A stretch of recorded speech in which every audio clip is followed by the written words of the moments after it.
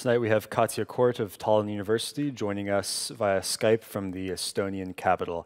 Hi Katja, how are you? Hello, I'm quite good, thank you. Thank you. So we saw this new president, Kersti Kaljulaid, selected via the parliament this past week. I mean, give us some background. Who is she, and what kind of background does she have? What kind of policies can we expect from her going forward? Okay. Well, she was not very well known for Estonian public. So after she was proposed to be elected to be a president of Estonia, people started to Google her. And we got to know that she studied biology. She has a degree in business management, and she worked as an investment expert in Estonian savings bank. And she was an advisor on economics for Estonian then Prime Minister Mart Laar. And also I was a director of a power plant, which is very unusual for a woman.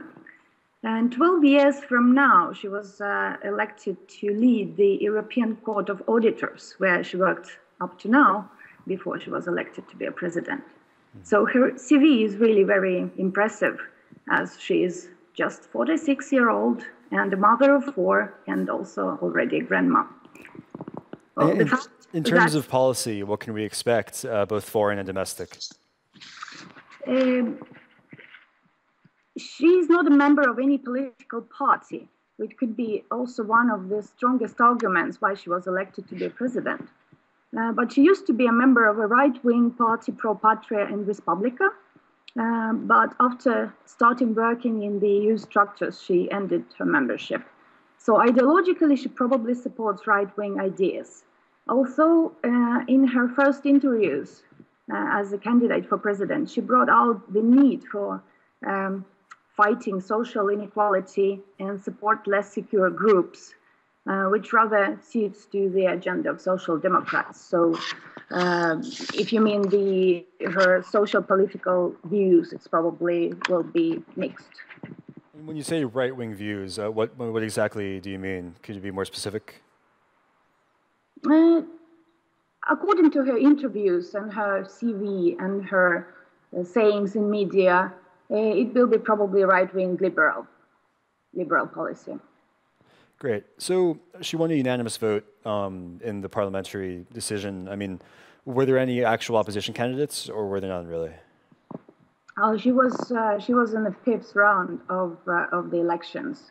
Before, there were indeed 6 candidates who went through the 4 rounds, and they didn't get enough, the majority of votes. So she was proposed the consensus candidate for the parliament. And she was elected by 81 votes out of 101. At least 68 votes were needed to elect a president in the parliament. And those 20 MPs who didn't vote may be considered as votes against her, as she was the only candidate proposed for this final round of the elections. Those who didn't vote were openly said that they wouldn't vote for her were nationalists, Conservative People's Party members, and most likely some of the Center Party pro-Kremlin members. It's not the first time when pro-Kremlins and nationalists agree on something. That's an interesting parallel. Do you see that in other aspects of Estonian politics where pro-Kremlin and far-right nationalists agree? They are politics on minorities, sexual minorities, first of all.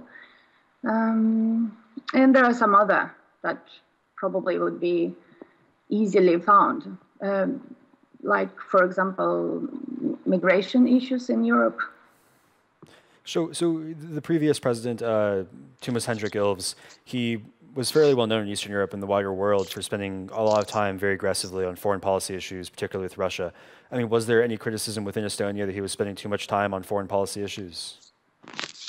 Yes, Toomas Hendrik Ilves has been a president for 2 terms. It's a long enough time to start looking for shortcomings. And international relations were the clear priority, and indeed, it is a critique on his insufficient interest towards local issues. I do not think it's fair because Ilves was up to now the only president who did a great deal to promote local culture and education. He also succeeded in making small Estonia visible as a European country, not as a former Soviet republic. And also, our new president said in the interview that her priority will be to solve the local conflicts and try to solve the crisis of political trust present in Estonia at the moment. She also mentioned that she will be following the example President Ilves has set in the sphere of international affairs. Her style of communication is more conventional than Ilves's, that's for sure.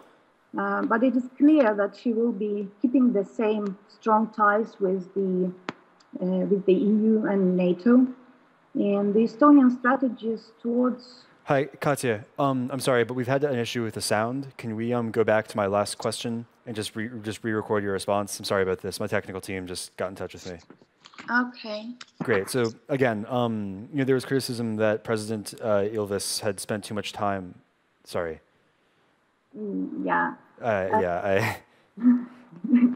Okay, President Ilves has been Toomas Hendrik Ilves has been a president of Estonia for 2 terms. Sorry, Katja, before we start, I think there might be an issue with your microphone. You might be touching something, and it's creating some problems on our end. Okay, maybe, so just make sure before you respond. Just, Is it okay now? Is it okay now? Yeah, it's perfectly clear now. Okay, great. So now start over your response. Thank you again. Yeah. Okay. Toomas Hendrik Ilves has been a president for 2 terms. It's 10 years. It's a long time, long enough time to start looking for shortcomings. And international relations were the clear priority, and there indeed is a critique on his insufficient interest towards local issues, especially like social issues. I do not think it is fair because Ilves was up to now the only president who did a great deal to promote local culture and education. And he definitely succeeded in making small Estonia visible as a European country, not as a former Soviet republic. Also, our new president said in the interview that her priority will be to solve the local conflicts and the crisis of political trust. She also mentioned that she will be following the example President Ilves has set in the sphere of international affairs. So Kaljulaid's style of communication is more conventional than Ilves has, that's for sure.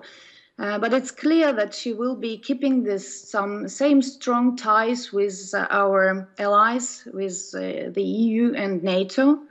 And Estonian strategies towards Russia will be definitely coordinated with our allies.